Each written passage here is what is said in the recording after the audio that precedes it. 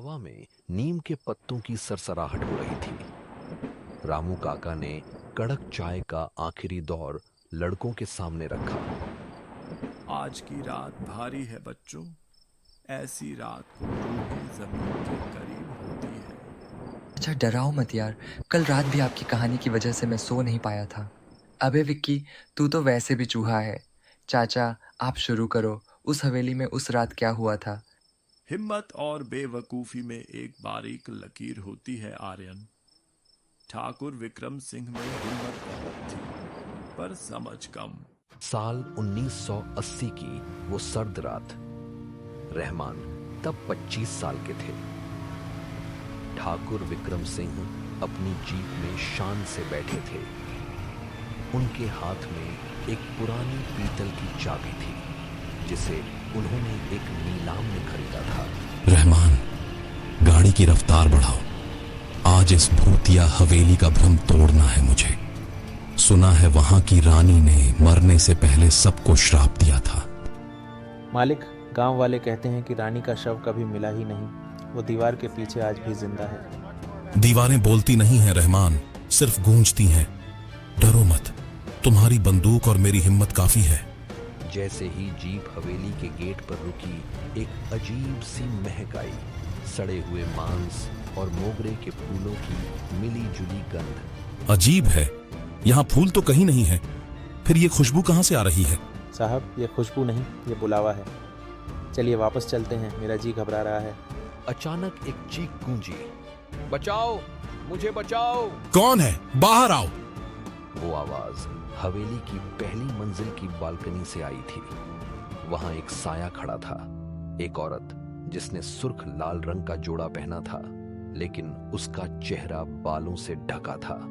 परी पर बैठे लड़के अब अपनी सांसें रोके हुए थे।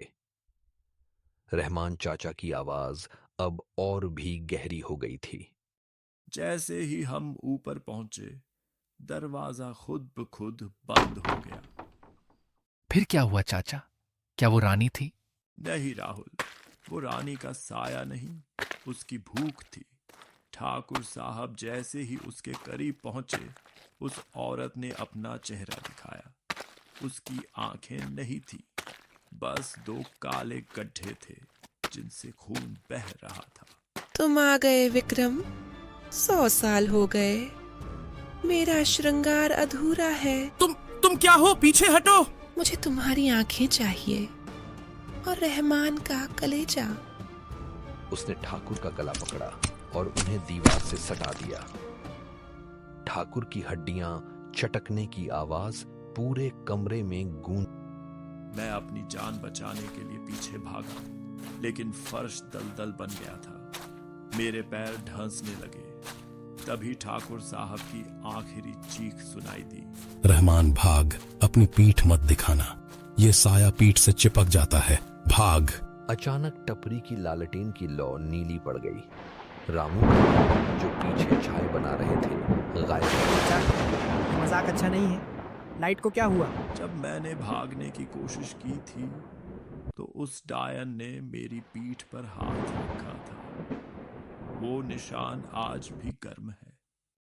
रहमान चाचा ने अपनी कमी बताई। उनकी पीठ पर 5 उंगलियों के जलते हुए निशान थे, जिनसे धुआं निकल रहा था। वो अब भी मेरे पीछे है, और जानते हो, उसे भीड़ पसंद नहीं, इसलिए वो एक एक करके सब। चाचा, वो देखो आपके पीछे कौन खड़ा है। अगले दिन जब गांव वाले टपरी पर पहुंचे, तो वहां सब कुछ वैसा ही था। चाय की केतली अभी भी गर्म थी, लेकिन वहां कोई नहीं था।